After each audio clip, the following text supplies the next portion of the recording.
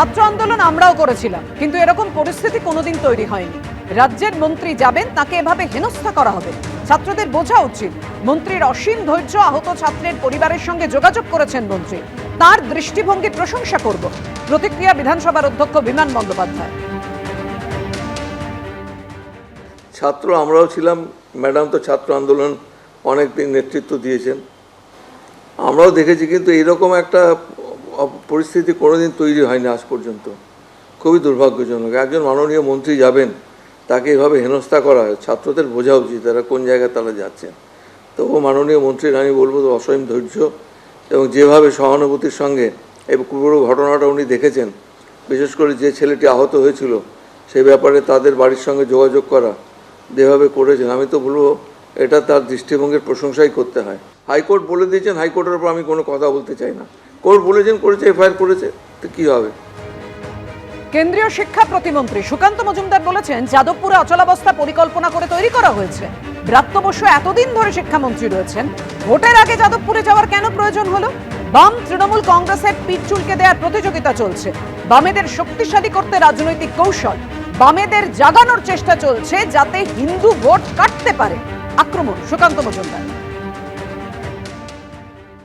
অচলাবস্থাটা খুব আর্টিফিশিয়াল আমার মনে হচ্ছে, চাইলেই কেটে যায়। এটা তৈরি করা হয়েছে, এটা স্পন্সর্ড, প্ল্যান। এত বছর ব্রাত্যবাবু কত বছর শিক্ষামন্ত্রী আছে?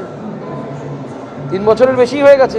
তিনি একবারও যাদবপুরে যাওয়ার প্রয়োজন মনে করলেন না। হঠাৎ করে এই ভোটের আগে, যখন ঠিক 1 বছর মতো বাকি আছে, তার যাদবপুরে যাওয়ার কী প্রয়োজন হবে?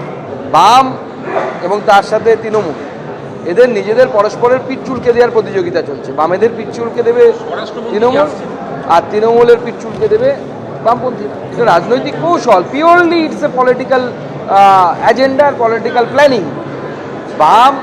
বামকে একটু শক্তিশালী করে দিয়ে, একটু রিলেভেন্ট করে দিই। এই মুহূর্তে তো বাম রিলেভেন্ট নেই। গত লোকসভা নির্বাচনের পর আরও ধপাস করে পড়ে গেছে। সব মিলিয়ে মনে হয় 60 লক্ষের আশেপাশে ভোট আছে। আমি বলে দিচ্ছি, আগামী বিধানসভায় 40 লক্ষে পৌঁছবে ওটা।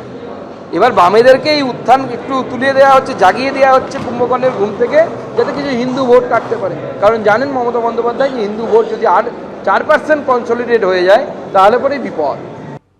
দুদিনের মধ্যে বিচারপতি তীর্থঙ্কর ঘোষের মুখে ফের যাদবপুর কাণ্ডে গুরুতর গাফিলতির প্রসঙ্গ।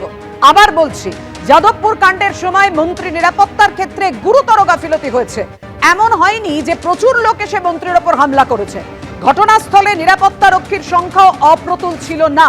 জানতে চাইব, মন্ত্রী নিরাপত্তার দায়িত্বে থাকা কতজন পুলিশ আধিকারিক আহত হয়েছেন? যদি সাংবিধানিক পদাধিকারী ব্যক্তিরা একবার পদ গ্রহণ করেন, তাহলে তাকে প্রোটোকল তো মানতেই হবে। এমনই মন্তব্য হাইকোর্টের বিচারপতি তীর্থঙ্কর ঘোষের।